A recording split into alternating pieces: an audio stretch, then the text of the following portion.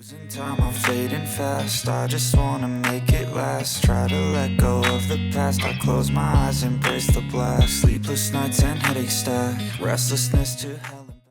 Foldable phones have always been expensive. Then Vivo launched the X Fold 6 at 7,999 yuan, about 877 pounds or $1,186. I've now used it heavily for almost 20 days, so today we're going beyond the specs. I'll show you how the retail X Fold 6 actually performs, the drawbacks people don't talk about, and the price I think makes the most sense. A quick shout out to my tech partner from China for sharing this video. A big thank you for making this possible. Hey everyone, it's Michael from techiestreet. If you love staying updated with the latest gadgets, make sure to subscribe and hit the notification bell so you never miss out on our exciting tech content. Let's start with its biggest advantage, the huge display and multitasking. That's really why you buy a foldable. The X Fold 6 deeply integrates Vivo Atomic Workbench. You can research and write at the same time, drag images and text between apps, and extract text instantly. It feels incredibly smooth, and a normal split-screen phone simply can't deliver the same experience. In many ways, it's like carrying a small productivity tablet that folds into your pocket. And surprisingly, it also plays nicely with Apple's ecosystem. WeChat supports tablet-style login, so you can use the same account on your iPhone and Mac. With 3 foldable devices connected, the document manager can even access photos and files stored in your iPhone's iCloud, then display them on the X Fold 6's much larger screen. Vivo's Office suite takes things further. On Mac, you get screen mirroring, two-way file drag and drop, shared clipboard, and real-time syncing for Atomic Notes and Calendar.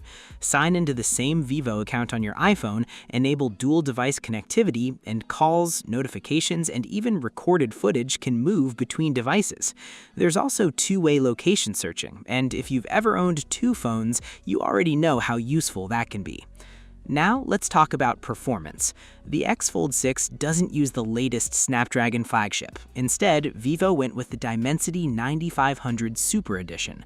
I'll admit I was skeptical at first, but after using it, most of those doubts disappeared. Everyday performance is absolutely flagship level. Apps open quickly, everything feels responsive, and there's more than enough power for typical foldable phone use. Against the 5th generation Snapdragon 8 Elite, peak performance is slightly lower, but you'll mainly notice that in extreme situations, maximum graphics gaming, or running several heavy apps at once. For office work, short videos, and mainstream games, the difference is almost impossible to feel. Now, the cameras.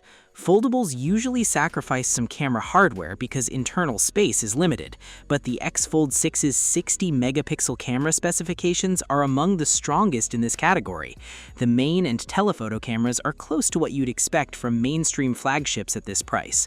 The star is the 200-megapixel Samsung HPV main sensor. By default, it uses 16-pixel binning for a balance of detail and light capture. And if you want maximum resolution, you can switch to the full 200-megapixel mode. In daylight, building details stay impressively sharp even after zooming in, giving you plenty of room to crop later. The large sensor also delivers strong dynamic range. Backlit scenes keep highlights under control while shadows still retain plenty of detail. At night, noise reduction and highlight control produce remarkably clean images. No wonder some netizens jokingly call it the foldable screen imaging inflammator. The 3x Zeiss APU telephoto camera is also excellent for distant subjects in daylight. Details remain sharp across the frame, and distant buildings or road signs can still be captured clearly. Thanks to the high pixel count, digital cropping is also more useful than I expected. I recently took the X Fold 6 to Jolin Tsai's concert in Chengdu. That was the perfect stress test. Low light, long-range shooting, complicated stage lighting, huge contrast. And surprisingly, exposure stayed well-balanced. Bright stage lights didn't completely blow out, while darker areas still retained useful information. For me, the native 3x telephoto was the most useful setting. It framed the whole stage comfortably while keeping colors and detail solid. Even at 10x digital zoom, the image didn't suddenly collapse. For capturing concert memories, it's more than good enough. Video is strong too. Stage mode supports Dolby Vision 4K at 60 FPS, while standard video can shoot 4K at 120 FPS for slow motion. There's also dual camera recording, so you can capture yourself and the stage simultaneously. And there's one more interesting first. The X Fold 6 is the industry's first foldable to support an external focal length lens. With the Zeiss G2 lens attached, you can reach an equivalent 200mm focal length, with a noticeable improvement in image resolution. So that's the camera system. But honestly, there's something I consider even more important: the everyday user experience. The X Fold 6 gets the everyday experience surprisingly right. It packs almost everything you'd expect from a flagship without major compromises in the core experience. The 7,000 mAh third-generation semi-solid-state Blue Ocean battery is another big win. With moderate use, a full day is easy. The displays are excellent too.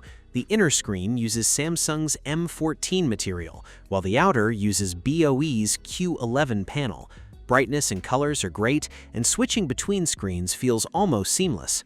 The Hinge is solid and supports multi-angle hovering, giving you even more ways to use the phone. But here's the catch: at around 7,000 yuan, something had to give. The two speakers sit on the same side at the bottom, making sound feel a little thin. Against similarly priced flagship phones, the difference is obvious. Gaming horizontally can also be annoying. Depending on your grip, your hand may cover the microphone. The X-axis linear motor is another weak point. Vibration is softer and less precise than on top-tier flat-screen flagships. And unlocking is a step backward. Instead of the dual ultrasonic sensors on the X Fold 3 Pro, the X Fold 6 uses a side-mounted fingerprint scanner. The crease isn't particularly impressive either, especially compared with some of this year's mainstream foldables. AODC is disabled by default and buried fairly deep in settings. Some apps also still have poor large-screen optimization, with awkward pop-ups and misplaced buttons. Honestly, it's surprising that in 2026, some Android apps still struggle this much with foldable screens. There's also a physical difference between versions. The glass panel model is 7 grams heavier and 0.5 millimeters thicker than the glass core version. And third-party hard cases can be hit or miss. Some simply don't fit properly outside the official case. If you've tested this yourself, let me know in the comments. Now, you may have noticed I skipped one camera, the ultra-wide. That's not an accident. The Samsung JN1 sensor is relatively small, so resolution and edge quality clearly fall behind the main camera. Low-light noise control is also only average. It works for basic ultra-wide shots, but don't expect much more. The telephoto is capable, but there's no higher magnification native optical lens. For a new flagship foldable, being limited to 3x optical zoom is noticeable. Try getting closer to distant subjects while keeping maximum detail, and digital cropping starts to show its weaknesses. The G2 evidence can extend the usable zoom range, but there's a catch. It costs nearly another 1,000 yuan and requires a dedicated adapter. And once everything's attached, you lose some of the portability that makes smartphone photography so convenient.